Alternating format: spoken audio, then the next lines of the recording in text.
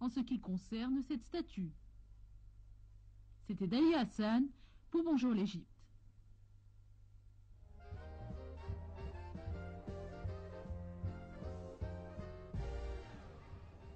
Voilà, nous avons maintenant avec nous au téléphone justement ce jeune artiste égyptien Hicham Gued. Hicham, bonjour, est-ce que vous m'entendez?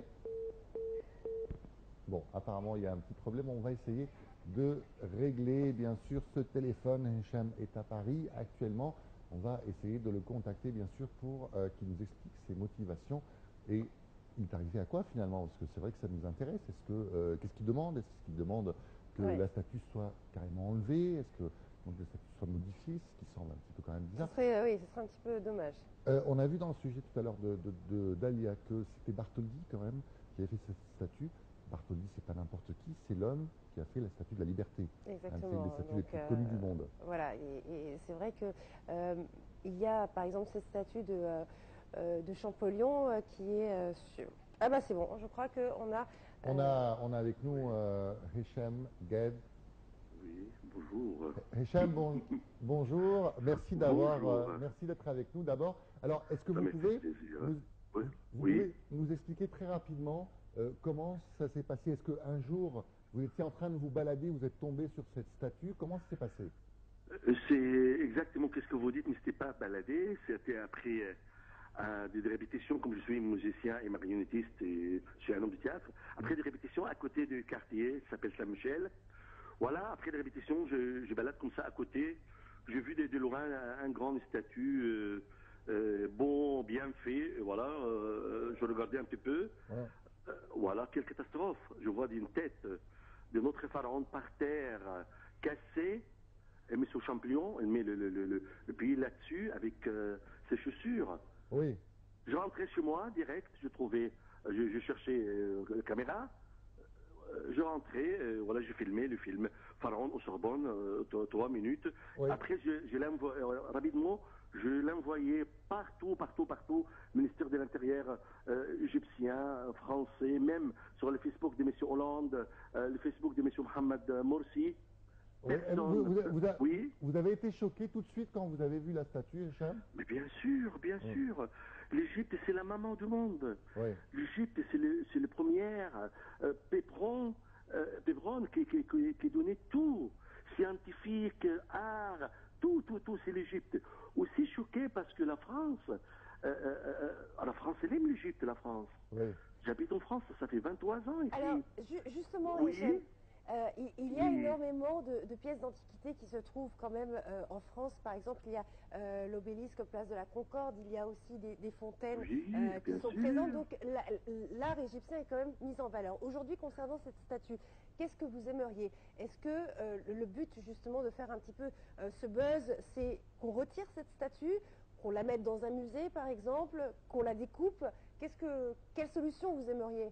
Non, comme on est des gens civilisés, on ne coupe pas, on ne casse pas. Je trouvais la maison de messieurs Bartholdi, le sculpteur qui fait les statues, il y a un grand musée chez lui à Clomar, en France. Il y a un musée. Tirez les statues, mettez-le dans un cave dans le musée de monsieur Bartholdi. On ne casse pas un œuvre d'art, mais cache-le.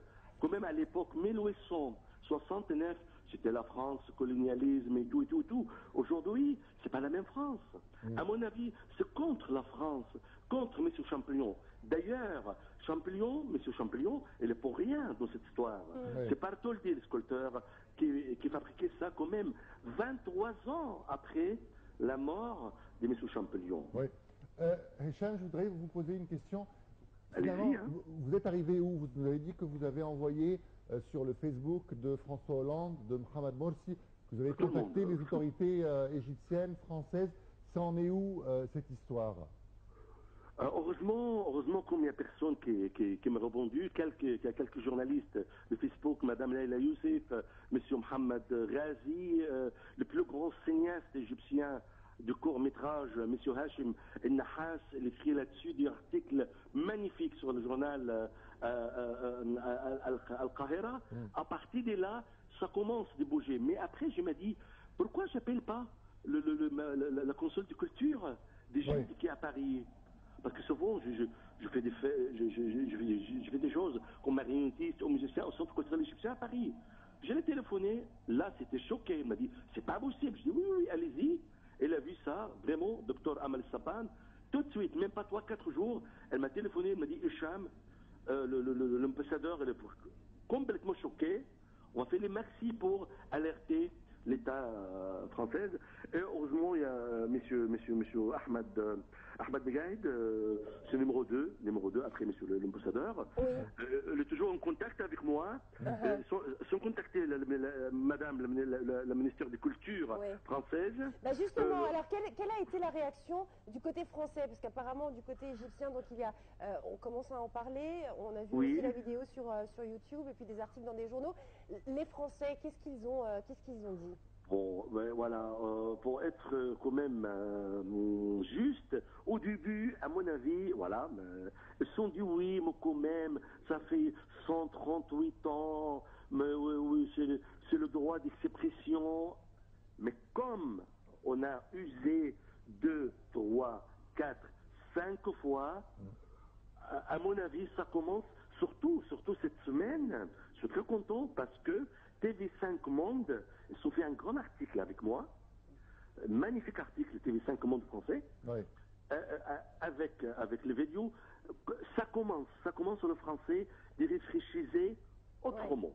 D'accord, donc ça commence un petit peu à faire le buzz également en France. Vous allez continuer. Bien sûr, bien sûr, pour la France et pour l'Égypte. Parce que je suis sûr, certains encore, la France aujourd'hui, c'est pas la même France 1868. Je suis sûr aussi, il y a pas mal, beaucoup de Français, ils savent pas. Et vraiment, il existe le statut, voilà. Mais avec les dialogues, avec les cultures, on va trouver des solutions entre l'Égypte et la France. Voilà, on sait en plus que Hicham, vous êtes un jeune révolutionnaire parce qu'on vous a vu aussi également participer à plusieurs manifestations. Un jeune, mais qu'est-ce que vous êtes gentil. Ça fait 23 ans. Ici en France, j'ai 52 ans quand même. Ah, bah écoutez, on peut rester jeune à 52 ans, Hicham. Voilà, exactement. Vous êtes gentil, merci. Hicham, est-ce que vous pensez justement que c'est en créant le buzz finalement qu'on va réussir à régler ce problème? Est-ce que c'est en faisant on a vu par exemple des jeunes qui étaient sur la place du Trocadéro, j'ai l'impression, avec les drapeaux égyptiens. Est-ce que c'est en faisant des coups comme ça, des coups d'éclat, qu'on va réussir à régler ce problème? À mon avis, c'est pas le moment. C'est pas le moment. Question, voilà, beaucoup d'Égyptiens et Arabes, même Français, m'a téléphoné, même mes amis de musiciens et marionnettistes. Allez, on y va, Hicham Gad, de faire des manifs, c'est pas possible, c'est contre l'humanité. C'est vrai, c'est contre l'humanité, mais c'est pas maintenant.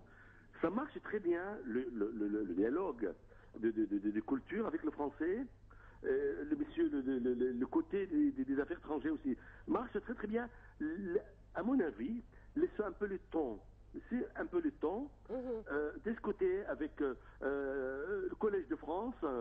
D'ailleurs, mois d'avril, je pense, au mois de mai, le Centre culturel égyptien, ça commence d'organiser un grand meeting avec le français, de parler du statut, de parler de culture, de parler de l'amour des Français vis-à-vis de l'Égypte. Voilà. Oui, à mon avis, ça va régler. Le Français l'aime. De toute façon, c'est vrai que sans Champollion, on ne saurait même pas l'histoire de notre civilisation non plus. Donc voilà, il faut rendre hommage au français. En tout cas, merci beaucoup, Hicham, vraiment. Merci. Et puis, bien sûr. Ça me fait plaisir, je vous dis pourquoi, parce que c'est le premier télé égyptien qui m'a contacté. D'accord, très bien. Voilà. En tout cas, bravo, merci. Et puis à très bientôt, j'espère. Voilà. Allez, on arrive à la fin de cette édition de Bonjour l'Égypte. On se retrouve demain avec une autre équipe et nous, ça sera mardi prochain. Voilà. Exactement, voilà. Écoutez, bonne journée à tous. T'as tout dit. Voilà, bonne journée à tous et à la semaine prochaine.